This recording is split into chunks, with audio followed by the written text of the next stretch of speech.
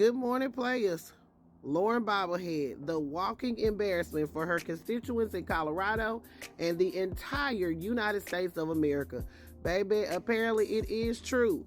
Her and her husband, ex-husband, did get into a physical altercation last night. That's according to an aide. Y'all go ahead and grab your tea and have a seat. Let's get into these shenanigans. So last night, Twitter was on fire, honey, after the news broke that Lauren Bobblehead had allegedly got into a physical altercation with her ex-husband, Jason. Now, the first one to put out the information was the American Mudrakers, who was an anti-Lauren Bobblehead pack or whatnot. They put out this text message that said that Lauren Bobblehead and her husband were at a restaurant last night in Silt, and they got into a physical altercation. The police were called, but they weren't sure if anyone was arrested. Now, last night I reported it and I said, honey, I was not there, so I can't confirm nor deny that any of this happened. Well, baby, the Daily Beast has been on doing his shit this morning, and they have found out, they've got in touch with one of Lauren Bobblehead's aides, and they have confirmed that something did happen last night, but no arrests were made. So according to this handy-dandy article by the Daily Beast, Lauren Bobblehead's ex-husband called the cops after a physical fight at a restaurant last night. So the Daily Beast talked to one of Lauren Bobblehead's aides, and this is what they said Lauren Bobblehead told them happened. In the early evening on Saturday, it was already getting physical. Lauren Bobblehead had driven to her ex-husband's house to pick up one of their sons for dinner at her mother's house. Jason Boebert was home, and as Lauren Boebert and her son were leaving for the car, he tried to move in closer to hug her, but she put her hand on his chest to keep him back. Now, when Jason Boebert called Lauren Bobblehead later on to apologize, he asked if they could meet in person. Lauren Bobblehead ultimately agreed. However, she wanted to go to a public place, anticipating that, especially given the alleged behavior earlier that day, that he might be confrontational. She said that she didn't want it to be a he said, she said situation. So they decided to meet in Lauren Bobblehead's hometown of Silt at the Miners Claim restaurant. Apparently, that's the only restaurant in that small town since Lauren Bobblehead's restaurant was shut down. So according to Lauren Bobblehead, honey, when they got inside the restaurant, Jason Boebert was being disrespectful. He was being an asshole and getting downright lewd. And that lewd behavior revolted Lauren Bobblehead, baby. So much so, she was appalled.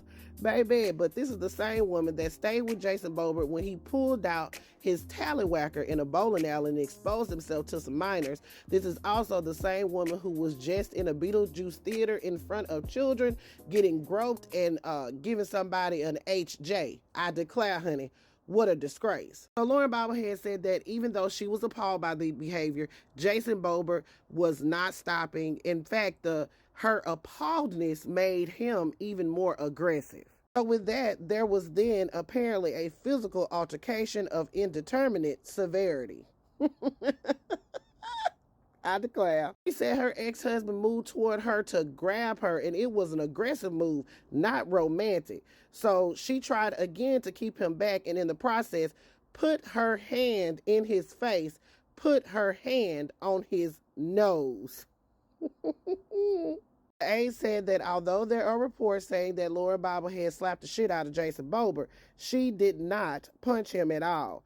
But Jason Boebert was so outraged that he called the police, claiming that he was a victim of domestic violence. Child. So when officers of the goddamn law showed up, Lauren Bobblehead contends that she was happy as a flea on a dog's ass to talk to them, but nobody was arrested.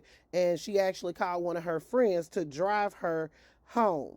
So that's the story that Lauren Bobblehead told her aide. Now, we have seen Lauren Bobblehead's alternative facts at play. Y'all remember that time when she lied and said that she boycotted a vote when there was actual video footage of her running up the House steps? She actually wasn't boycotting anything. She was trying to make it there to make the vote. And then also we saw what happened in the Beetlejuice debacle. She said one thing, but the lie detector and the video footage determined that that was a lie. So I wouldn't doubt that we find out that there was more to this, that Lauren Bobblehead actually did punch that man. and she probably should have been arrested. But it's going to be very interesting to see what comes out in the Washington arraignment. It's just one embarrassing situation after the other with this lady. She is a walking embarrassment, and she should not receive any votes because she needs to go away and go away expeditiously. All right, players, put your thoughts in the comments. Let me know what you think. Whose report would you believe? Do you have to see video evidence to believe what Lauren Bobblehead said? I mean, I'm hoping that there's video. Put your thoughts in the comments. This is Double D Mo for the Black Creek News.